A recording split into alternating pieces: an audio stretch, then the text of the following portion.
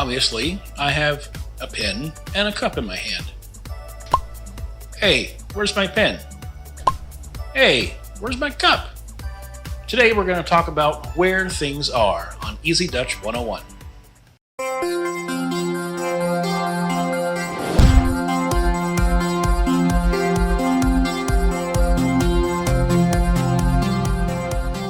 In the last lesson, we talked about wat is dat? What is that? Well, today we're going to take a look at waar. Waar is dat? Waar means where. The W is just like the V, like in wat, but the double A here is long, so it's an A and not an A. So waar and not waar. And remember to roll the R if you can, just a little bit. Waar is dat? We can also say, waar is het? Het has more than one meaning, but in this case, it means it. So, where is it? Waar is het? Like I said, het has more than one meaning. It also means the. And we have another word that means the. This is pronounced de. De and het. Now, you can't just use whichever word you want to use for the. You have to use it based on what word is after it. So here we have de pen. Remember pen from last lesson. De pen. Jongen is also a de word. So de jongen. Meisje is a het word. Het meisje. De doos. De doos. The O here is a long O, and a long O in Dutch is O and not U.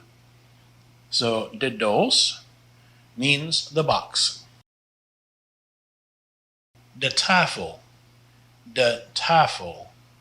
The A here is long, and that's because we've got a vowel, consonant, vowel. If there were two consonants here in between, then the A would be short. And this means the table. Now, this is a short O. Notice there's two consonants before the next vowel. A short O in Dutch, though, is not an O sound and not an A sound either, but kind of in between. Kopje, O, O. Not A, not O, but O. Kopje. And this means the cup. Now, if I wanted to say, where is the pen? Then I would say, waar is de pen? Remember, the is an S sound and not a Z sound. So is and not is.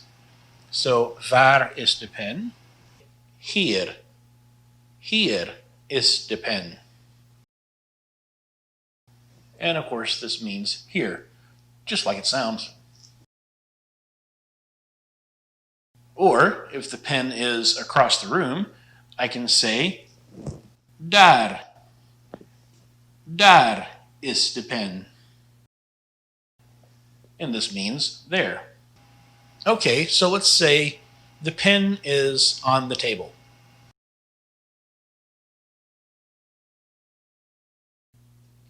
Okay, here we go. De pen ligt op de tafel. Ligt, that means is, but we just talked about is meaning is. When I said hier is de pen and daar is de pen. So what's up with this new word? Ligt means lays. So this really says the pen lays on the table. But why use lay? Why not use is? Well, when the Dutch talk about something laying on a table or on another object or in another object, they normally use a position word like lays or stands or sits. Okay, so check this out. Het kopje staat op de tafel. This word means stands or is standing. So the cup stands on the table. And op, in case you haven't figured it out just yet, means on. Het kopje staat op de tafel. De doos staat op de tafel. There is a time when you would say de doos ligt op de tafel. You would use ligt if the box was turned on its side or it fell on the table and wasn't placed there by someone. So the box stands on the table and the cup stands on the table, but the pen lays on the table. What if the pen is inside the box?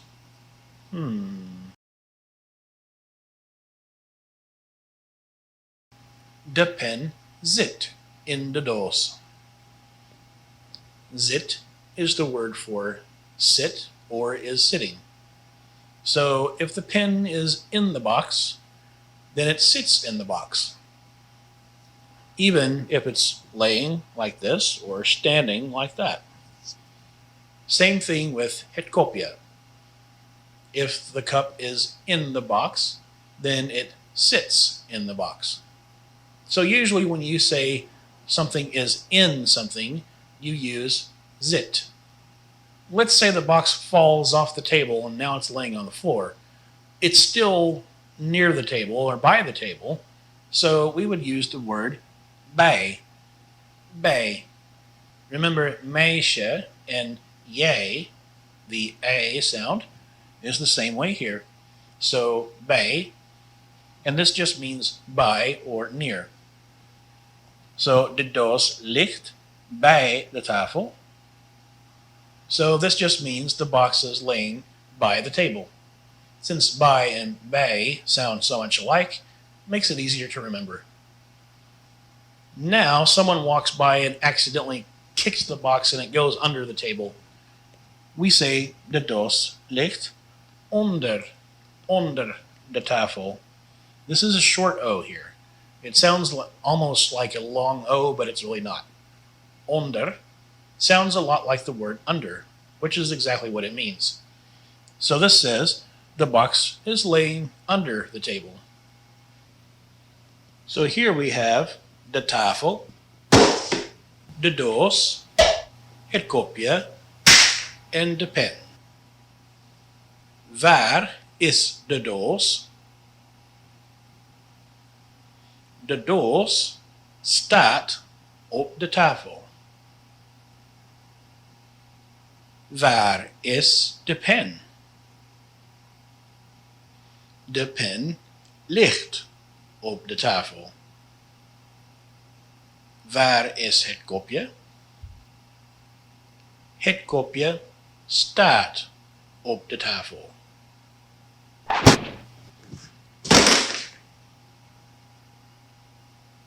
Now, waar is de doos? De doos ligt op de tafel.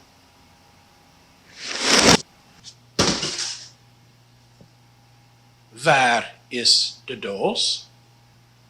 De doos staat onder de tafel. Waar is de pen? De pen zit in het kopje. Het kopje zit in de doos. So that's pretty easy, right?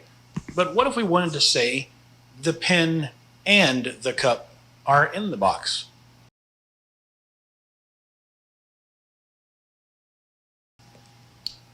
This word means and.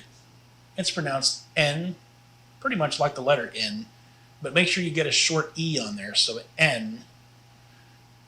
De pen en het kopje zitten.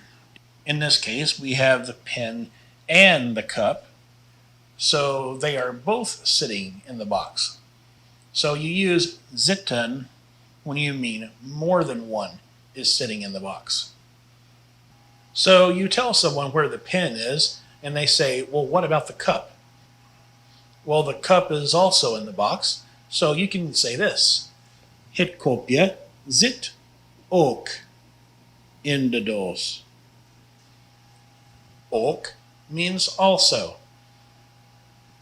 You can also use it like this.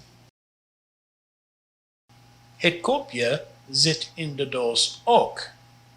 You can put your ook here or here. And when it's here, it's more like it means the word to in English. Well, for the box and the cup, we use staat when we're talking about them individually. But if we want to say the box and the cup are on the table, we use the word staan. Just like zit goes with zitten, staat goes with staan. And this is how you say more than one item are standing on the table. So, de doos en het kopje staan op de tafel. Now, though we could say that the box is standing under the table, we found it laying over on its side, so it probably fell there, we don't know. So in that case, we can use ligt for de doos. So de pen en de doos liggen onder de tafel. If you wanted to say, where are the pen and the cup? Then you would say it like this. Waar zijn de pen en het kopje? Zijn, in this case, means are. It does have more than one meaning, and we'll talk about those as we come to them. Okay, so I want to say that the pen and the cup are on the table. But hang on, how do I say that? Because de pen ligt en het kopje staat. So which word do I use? One way we could do it is to say de pen en het kopje zijn op de tafel. In this case, you can use zijn. But if you want to use one of the other words, you can use staan or liggen.